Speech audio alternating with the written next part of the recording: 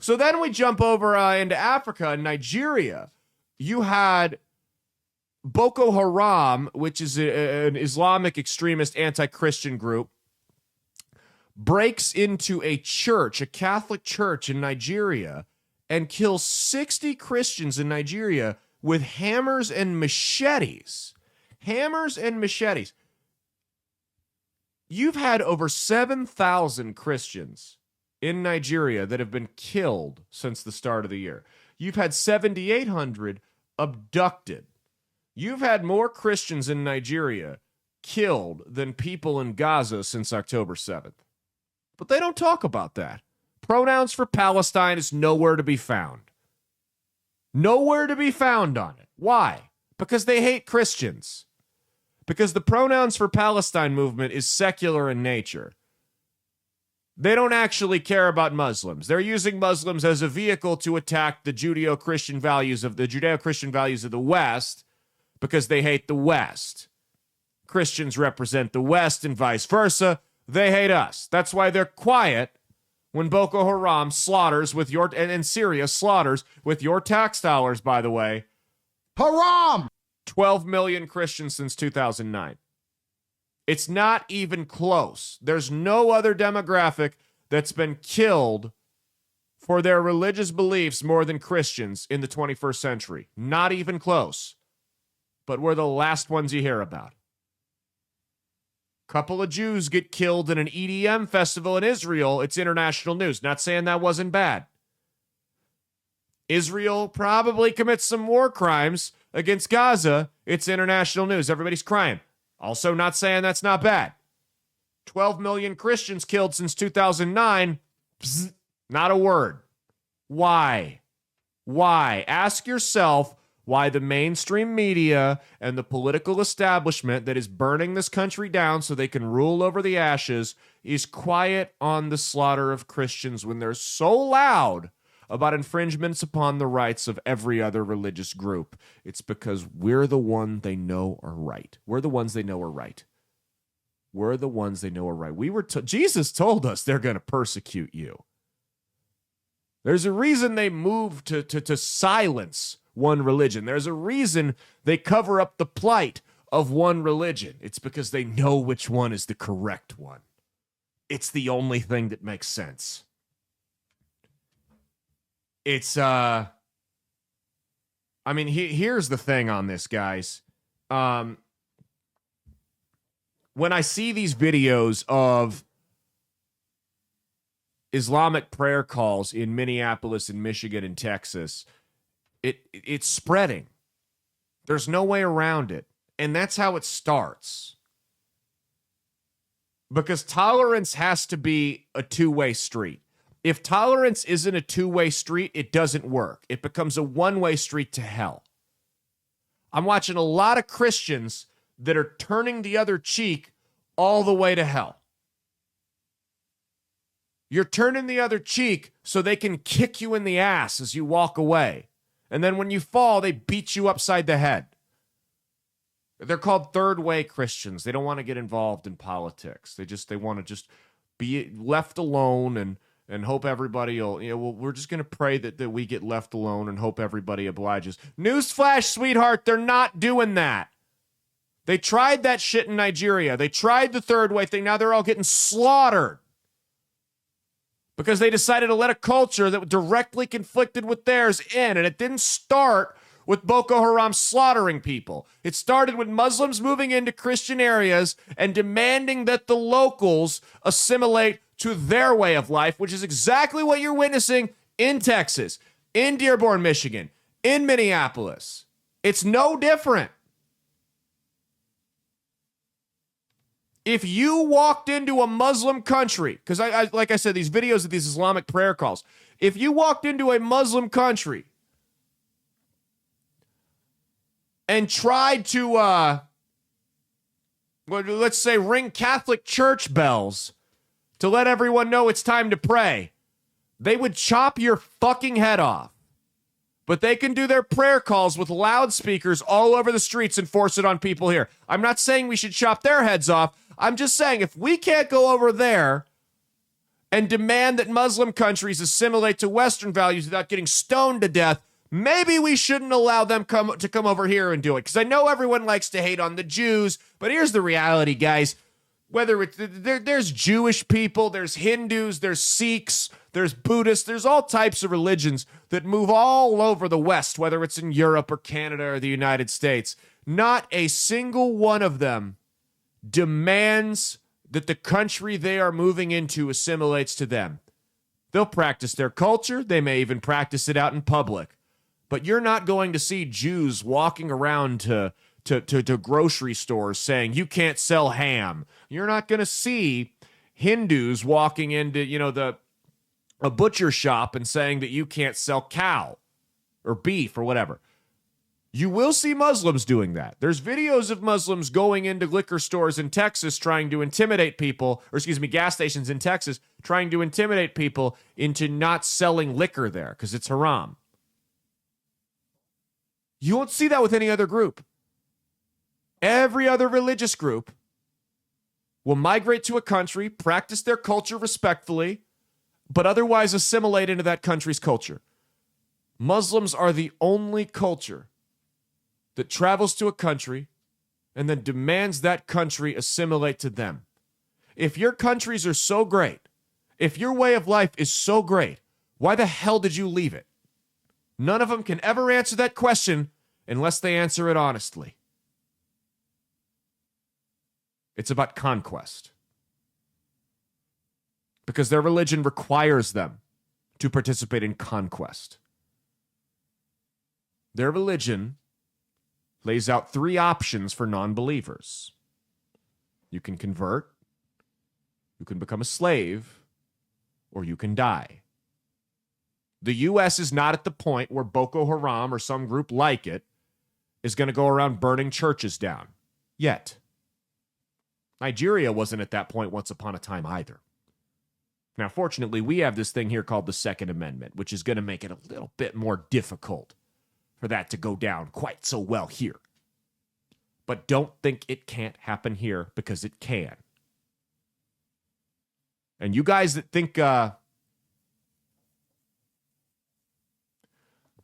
you folks on the right, you Christians on the right that want to go after the Jews, and you know I'm not an Israel supporter, but you guys that want to target the Jews and join with the Muslims on the Jew bashing, who do you think is next? They hate the Jews because they're the smallest minority. They're the easy one to pick on. When they're done with the Jews, do you think they're going to stop? No, they go for the Saturday people first, then the Sunday people. We're the Sunday people. Unless you're a Catholic who's trying to get on Mass early and go Saturday because you want to sleep in Sunday, which is what we do a lot. I mean, for people that here's what I'll say. There is nothing more privileged than this turn the other cheek culture of Christianity we have. Turn the other cheek. And I've gone over this before. I hate how I'll call them what they are. You're limp-dicked Christians. That's what you guys are. You are limp-dicked, spineless jellyfish Christians. Jellyfish Christians. We'll call them that. Perfect. I hate how the jellyfish Christians have hijacked the turn the other cheek verse. No, dude. When Jesus said turn the other cheek, he was talking about, hey, this guy cut me in line at Subway. I said, hey, sir, you cut me in line. And he turned around and flipped me off. Jesus meant turn the other cheek there. Don't argue with the guy. It's not worth it. Jesus meant turn the other cheek when your dumbass that you went to high school with is commenting on your Facebook at 1 o'clock in the morning trying to start an argument with you, and you know that's not a productive use of your time. That's a turn the other cheek moment. Jesus said turn the other cheek. I mean, things like that. Jesus also said, and you guys conveniently leave this out, he who does not have a sword, sell his cloak and buy one. Jesus told you to pick up a sword and defend your family and beliefs, whether it be physically or through debate or spiritually or whatever. This idea that we can just turn the other cheek is a very, on everything, on people that want to destroy us, whether it's Satanists or governments or Muslim extremists or whatever. And of course, I'm not talking about all Muslims. Not all Muslims are crazy. But this idea that we can just turn the other cheek when the wolves are at the door doesn't work, because those wolves are going to break the other door down. And if you turn the other cheek, or they're going to break the door down. And if you turn the other cheek to them when they're in your house, they're just going to eat you from behind. Would have been a perfect moment for the I'll eat your ass. I'll eat your ass. Christianity as we know it would not exist if Christians in the medieval ages adopted your philosophy. This idea that Christians become a doormat for the world is new. Like less than 100 years old new. And it's the jellyfish Christians that have done it. You want to look at the history of Christianity? Do you want to look at what protected Christianity from being totally eradicated by Muslim extremists? Because Jesus said we would face oppression. He didn't say we couldn't fight back and defend ourselves. In fact, it was quite the opposite. He said, be prepared to defend your faith. The Crusades that everybody likes to demonize were a response to hundreds of years of Muslim aggression. I'm not saying there weren't atrocities committed by the Christians during the Crusades. Of course there were. War is hell. But the Crusades were necessary for the survival of the religion. You had a guy named Vlad the Impaler. Ooh, Dracula. Bad name, right? Bad reputation. Vlad the Impaler saved the Eastern Orthodox Church. Saved it. The Turks were marching. He was outnumbered. His back was against the wall. And if they made it past Vlad's compound, they were going to rampage through Eastern Europe and conquer all of it. Vlad the Impaler fought off an attack, took a bunch of hostages, killed all the hostages, then took all the dead bodies from the people they killed in the initial attack that was sent out to soften them up, and put them on stakes. Put their bodies through stakes. That's where he got the name. And he built a forest of dead bodies of the countrymen of the Turkish army. And when they started to march through, the Turks, they stopped. They saw all their brothers and all their cousins and all their friends piled up on stakes to the point it blacked out the sky. And they said, you know what? We could probably win this, but I don't think the juice is going to be worth the squeeze here. And they turned around. Vlad the Impaler, Dracula, the man you've been taught to hate, is this horrible historical villain and serial killer, single-handedly, through some of the most brutal and horrific tactics imaginable, saved the Eastern Orthodox Church. Saved Christianity in Eastern Europe. Doesn't exist without one of the most misunderstood men in history.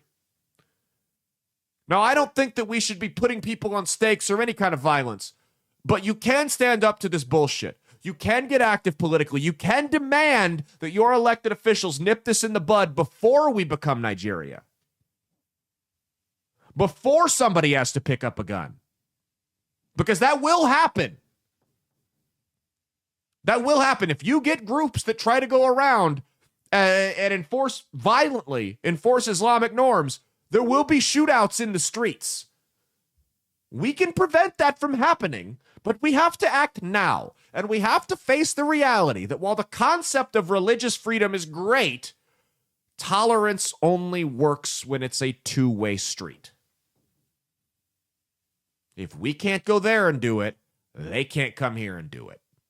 They can come here and practice their religion, but they can't come here and make demands. They can't come here and force it on people. They can't come here and try to bully their way in politically. Like when I look at people like Ilhan Omar and Zoran Mamdani, that's a good segue. Let's go to the New York City one. When I look at Zoran Mamdani, who's not from here, he's an immigrant. When I look at Ilhan Omar, who's from Somalia and comes in and just does nothing but bitch about how much she hates this country. And I see Mamdani come out and say, hold on, let me pull up the exact quote here. What he's going to... Mamdani pledges to spend $100 million in New York City taxpayer money for free lawyers for migrants facing deportation that are in the country illegally. I mean, this is a hostile takeover. I know you can't be president if you weren't born here, but I don't think anyone who wasn't born here should be able to hold any political office. Sorry. I don't care if you're a citizen or a refugee, it doesn't matter.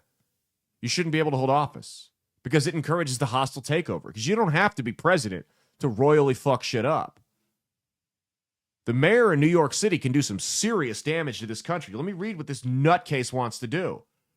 He wants to defund the police, abolish the prison system, prohibit state-operated hospitals from suing for medical debt, universal health care, ban all guns, decriminalize sex work, safe injection sites for state-funded heroin, end cash bail, which would let thousands of violent criminals back onto the street, decriminalize possession of all drugs, and cooperation with federal agents. This guy's a maniac.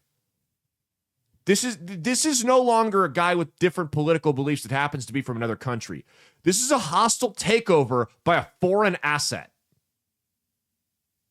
He's a national security threat at this point. The fact this guy can hold office here in this country, any office, whether it's mayor in New York City or dog catcher at Grand Island, Nebraska, is batshit bananas crazy. Tolerance is a two-way street. It's the only way it works. You could not go to any Islamic country, like where Ilhan Omar's from in Somalia, and start making demands over there. You could not go over there and go, yeah, man, I think we should have, LGBTQ Sesame Street funded by taxpayer dollars. They'd throw you off a building if you did that. So if we can't go over there and decide to join their country and start enforcing Western laws on them, why on earth can they come over here and start enforcing those laws on us? It makes absolutely no sense. You came here from another country and started passing laws that make the people who were born here live under your rules. You want people like Ilhan Omar that openly say they want to make this country more like the one they left.